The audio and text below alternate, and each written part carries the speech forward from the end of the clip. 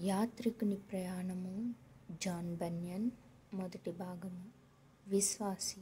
అతడు ఎవని కుమారుడు? ఏ వీధిలో నివసించెను? క్రైస్తవుడు. అతడు మాటకారి అను పేరు గల ఒకని కుమారుడు. అతడు వదరబోతుల వీధిలో నివసించెను.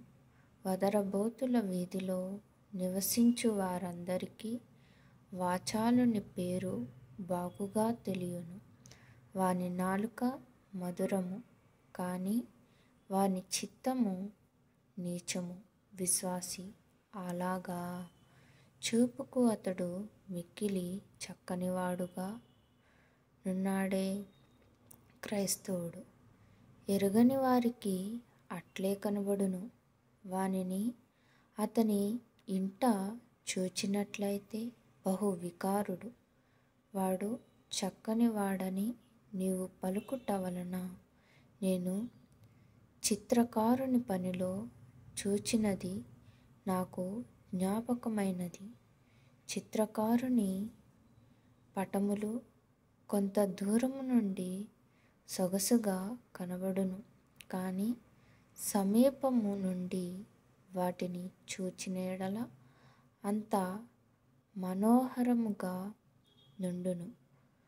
విశ్వాసి. మొదట నీవు చిరునవ్వు నవ్వితివి గనుక హాస్యమునకే ఇట్లు పలుకుచున్నావేమో అనుకొంటిని.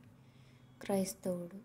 నేను చిరునవ్వు నవ్వినను ఈ సంగతి విషయము హాస్యము చేయుటకైనను నిర్నిమిత్తముగా ఒకని నిందించుటకైనను మనస్సు లేదు. అతని గుణములు నీకు విశదముగా తెలియజేసెదను.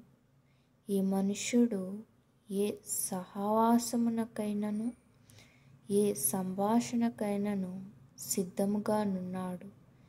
ఇందాక నీతో ఎట్లు సంభాషించెనో అట్లు తాగుబోతుల మధ్యను కూర్చుండి వారితో మాటలాడును. మత్తు వాని తలకు ఎక్కిన కొలది అట్టి మాటలు వాని నోట విస్తరించును. వాని హృదయమందైనను వాని ఇంటనైనను వాని నడవడిలోనైనను భక్తికి చోటు లేదు. వాని యావత్తును వాని నాలుకలోనే ఉన్నది. వాని మతము నోరే, మరేమియూ లేదు.